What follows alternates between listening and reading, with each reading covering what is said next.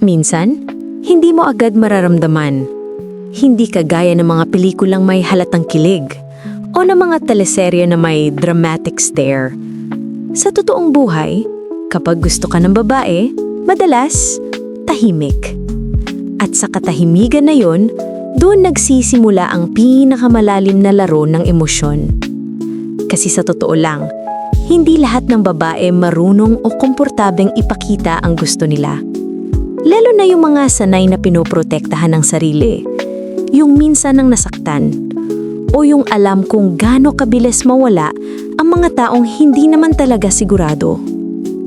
Kaya kapag gusto ka ng isang babae, minsan hindi siya lalapit. Lalayo siya, pero hindi tuluyan. Parang naglalakad lang sa gilid ng iyong mundo, sapat para mapansin mo siya, pero hindi para mahuli mo agad ang intensyon. May mga araw na bigla siyang magpaparamdam. Simple lang, isang, "Kumain ka na ba?" O yung mga message na parang walang laman, pero sa ilalim nun, may ibig sabihin. Tatawa siya sa mga simpleng biro mo. Minsan nga, siya pa ang magbibigay ng dahilan para magtagpo kayo. Pero pansinin mo, palaging may hangganan. Laging may bahid ng pag-iingat. Ito yung psychological trick na hindi halata. Emotional calibration. Kapag gusto ka ng babae, sinusukat ka muna. Hindi lang kung gaano ka kagwapo o gaano ka ka-funny, kundi gaano ka kaligtas, safe.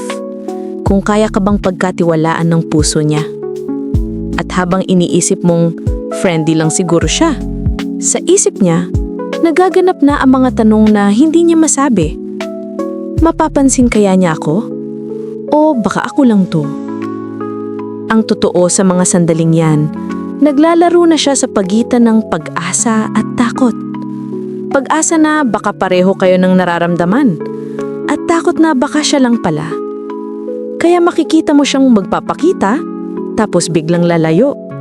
Ngumingiti pero may mga matang parang may tinatago. Hindi mo alam, sinusubok ka lang pala niya. Hindi sa salita, kundi sa paraan ng kanyang pag-uurong at paglalapit.